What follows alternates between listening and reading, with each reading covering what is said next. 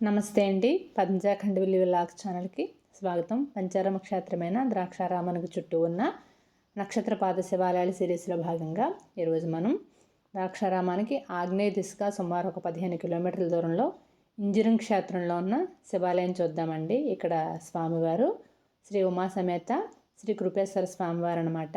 ఈ ఆలయం చాలా ప్రాచీనమైనది.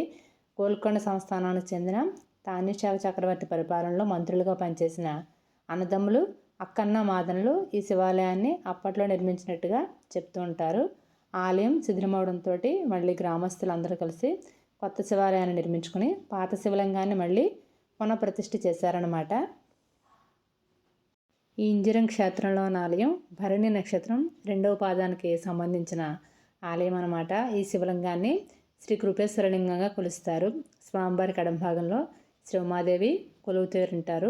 ఆలయంలో మనకి గణపతి, సుబ్రహ్మణ్యేశ్వర స్వామి, చండీశ్వరుడు, నాగబంధం మొదలైనవి దర్శనమిస్తాయన్నమాట.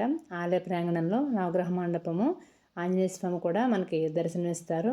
ఆలయంలో ప్రతిరోజు కూడా అర్చనలు, అభిషేకాలు జరుగుతూ ఉంటాయి. అలాగే ప్రతి సంవత్సరం జ్యేష్ఠ శుద్ధ ఏకాదశి నాడు స్వామివారికి కళ్యాణం కూడా జరుగుతుంది. జన్మ నక్షత్రాన్ని బట్టి కానీ లేదా పేరుకు సంబంధించి వచ్చే నక్షత్రాన్ని బట్టి కానీ భరణి నక్షత్రం 2వ పాదం వారు ఇక్కడ స్వామివారిని మొదటగా దర్శనం చేసుకుని తర్వాత భరణి నక్షత్రం మేషరాశికి సంబంధించిన నక్షత్రం కాబట్టి మేషరాశి ఆలయమైన విలాస గంగవరంలో ఉన్న శ్రీ పార్వతీ సమేత గంగాధర స్వామివారిని దర్శించుకున్న తర్వాత ద్రాక్షారామంలో ఉన్న స్వామిని దర్శించుకుంటే సంపూర్ణ శివానుగ్రహం కలిగి ఎలాంటి గ్రహదోషాలున్నా పోతాయని ప్రజల నమ్మకం అండి. వీడియో నచ్చితే తప్పకుండా లైక్ చేయండి. అలాగే ఇప్పటివరకు మన ఛానల్కి సబ్స్క్రైబ్ చేసుకోకపోతే సబ్స్క్రైబ్ కూడా చేసుకోండి.